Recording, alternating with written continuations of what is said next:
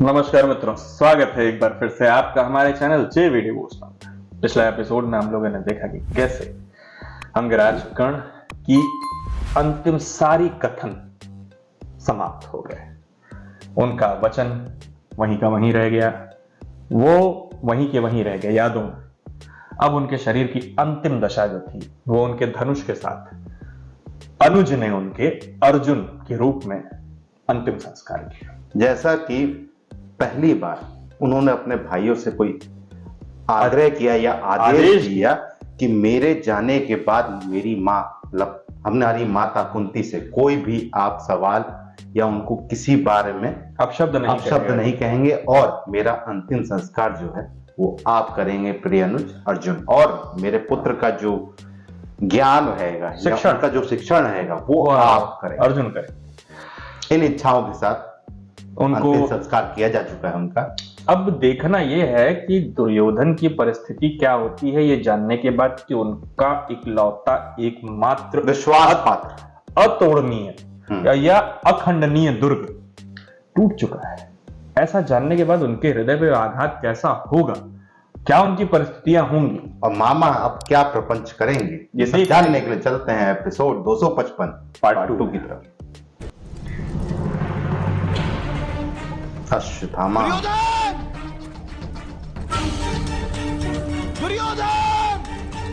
भाग कैसा दुर्योधन कहीं कोना पकड़े होंगे तो रोने के लिए काफी दुख में होंगे। बैठे तो हैं पेट पे। अब एकमात्र अश्वत्थामा ही तो बच्चे हैं इनके पास, है राजा शल्य भी वैसे। मामा तो नहीं जोड़े, मामा तो इसके लिए जोड़ने वाले। मित्र शिविर में चलो चलो मित्र। तुम अकेले आए हो मुझे ले जाने के लिए, किंतु अंतिम यात्रा में तो 5 का होना आवश्यक है मित्र। 4 लोग अर्थी उठाने के लिए और 1 भाग लेकर चलने के लिए। दुर्योधन के मुख से ऐसा फर्स्ट टाइम मैं सुन रहा हूं। जाओ मित्र, मेरी अर्थी उठाने के लिए 4 सैनिकों को ले आओ।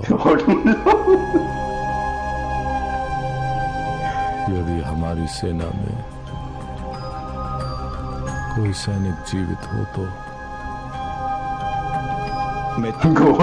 ये कैसी हताशा? मैं घोड़े पे ले जाऊंगा। तुम्हारी मृत्यु नहीं हुई है, नहीं हुई है तुम्हारी मृत्यु। मेरी मृत्यु हो गई है मित्र। अंदर से तो मृत्यु हो ही चुकी है। मित्र गए, भाई गए। पराजय का अन्य नाम ही मृत्यु है मित्र। कर्ण के मरते ही मेरी पराजय निश्चित हो गई है। मेरे सारे भाइयों की मृत्यु हो गई है। पितामह भीष्म, गुरु द्रोण, मित्र कर्ण, महाराज जयद्रथ, त्रिगता नरेश सुशर्मा,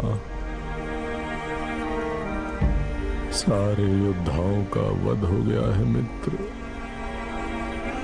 अनेक अक्षौणी सेना का नाश हो गया है। मेरा पक्ष अब बल से रिक्त, सामर्थ्य से रिक्त, आशाओं से रिक्त, संभावनाओं से रिक्त हो गया है मित्र।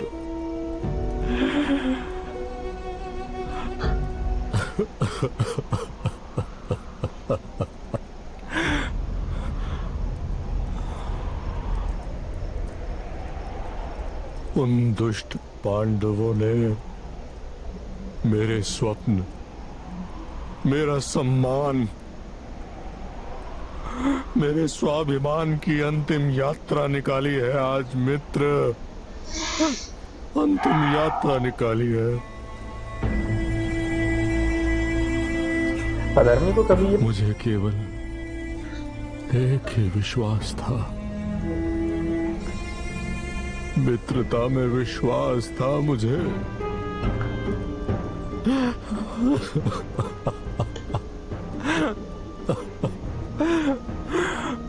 पर आज उन पांडवों ने वो भी छीन लिया मुझसे मित्र।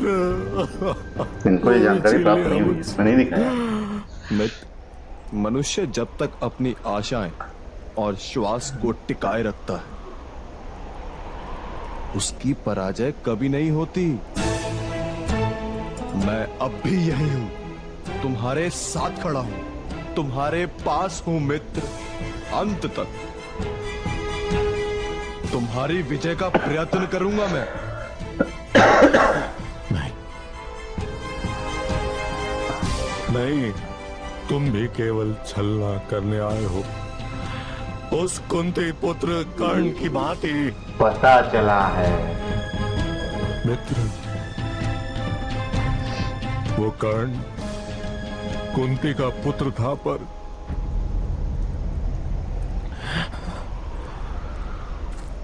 जिसके सामर्थ्य के आधार पर मैंने पांडवों से शत्रुता की। वो पांडव ही, पांडव के बड़े भाई। वो मेरे शत्रुओं का ज्येष्ठ भाई था और उसे ज्ञान था इस सत्य का। यही कारण था कि उन्होंने किसी का वध नहीं किया। कर्ण ने पांडवों में से किसी की मृत्यु नहीं की थी।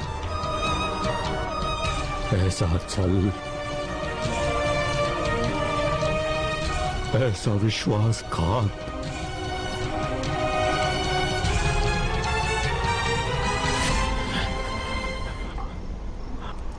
उस दुष्ट सूत पुत्र को मैंने सिंहासन दिया, सत्ता दी, संपत्ति दी, सम्मान का अधिकार दिया, क्या ले गया वो साथ? पर उसने सब तो छोड़ दिया उसने। अंत में मुझे कपट दिया।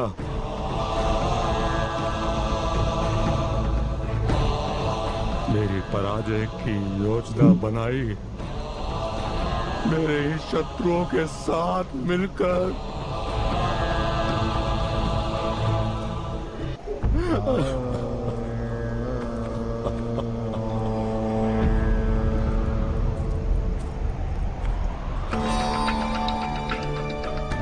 तुम क्या कपट करने आए हो मेरे साथ?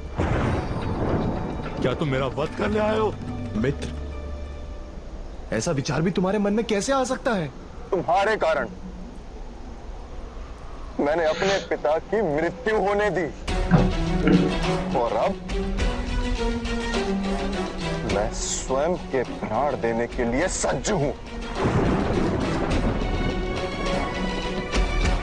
फिर भी मुझ पर इतना अविश्वास क्यों मित्र, क्यों? दे दो, तुम भी अपने प्राण दे दो अश्वत्थामा। किंतु उससे मुझे क्या लाभ होगा? तुम्हारे प्राणों का क्या करूं मैं? तुम्हारी मृत्यु मेरे लिए निरर्थक है मित्र। अभी भी लाभ दिख रहा है, ये नहीं दिख रहा कि यार एक मित्र जो है अपनी मतलब जीवन लेके सज्ज है कि ले लो।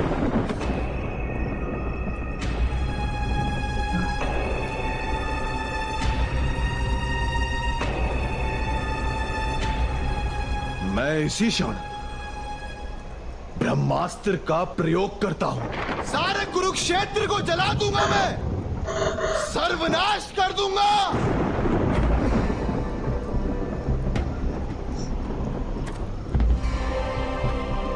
नहीं मित्र, अब तुम्हारा ब्रह्मास्त्र भी निरर्थक है।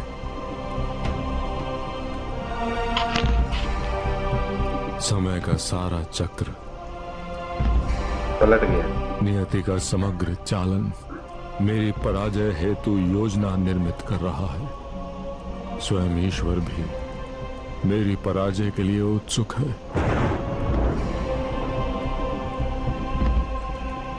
किंतु मुझे ईश्वर की योजना स्वीकार नहीं। मुझे उन दुष्ट पांडवों की मृत्यु की प्रतीक्षा है और मैं प्रतीक्षा करूंगा।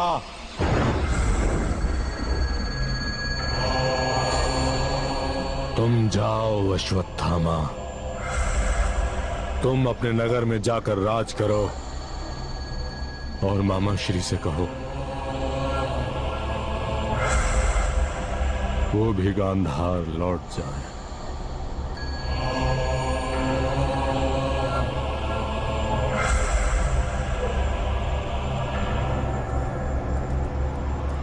मैं छुप कर रहूंगा पिशाचों की भांति, ब्रह्म राक्षस की भांति। एक्टिंग देखो, वही तो है। खतरनाक लग रही है भाई। आधा मरा हुआ, आधा जीवित। और आधा जीवित रहूंगा मैं।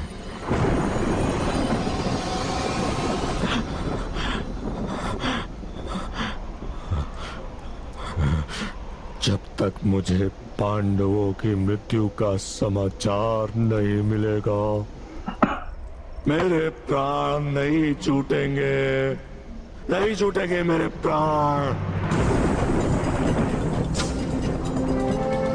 मैं मनुष्य नहीं,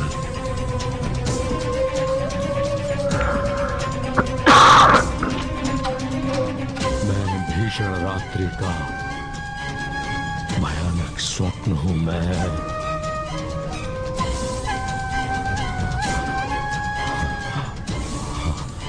मेरा कोई अस्तित्व नहीं, फिर भी मैं अवश्य उन पांडु पुत्रों को सुख की निद्रा नहीं लेने दूंगा, नहीं लेने दूंगा, नहीं लेने दूंगा, नहीं लेने दूंगा। एपिसोड एक बात देखने लायक थी इस एपिसोड में कि जो मनुष्य अधर्मी होता है उसको कभी पता ही नहीं चलता कि उसने अधर्म कौन सा किया है। जिस प्रकार से दुर्योधन को अभी तक ज्ञात नहीं है कि उसने क्या ऐसा किया कि समस्त सृष्टि, समस्त प्रकृति जो है वो उस वक्त उसको हराने पे एकदम आतुर है। स्वयं ईश्वर भी चाहते हैं कि वो हार जाए, धर्म जीत जाए, अधर्म हार जाए।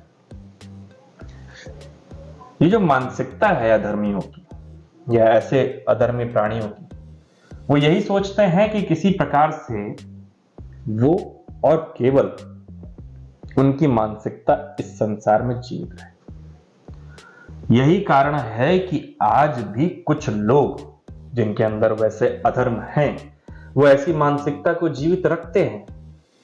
अरे मुझे ये नहीं समझ में आता कि कैसे कोई दुर्योधन का साथ दे सकता है, कैसे कोई कह सकता है कि रावण अच्छा था। ये आसुरी प्रवृत्ति ही तो है कि आपको अपने सनातनी होने पे भी क्वेश्चन मार्क लगा हुआ है कि नहीं, आज भी भगवान श्री रामचंद्र जी ने जो किया था वो गलत था, भगवान श्री कृष्ण ने जो किया था वो गलत था। जब यहां तक आप संशय प्रश्न उठाने की चेष्टा कर देते हैं तो इसका मतलब आप कहीं ना कहीं उस दुर्योधन की परछाई से प्रभावित हैं। जिस प्रकार भगवान ने स्वयं कहा था धर्मो रक्षति रक्षता, और धर्म का रक्षण करने के लिए मैं बार बार जन्म लूंगा।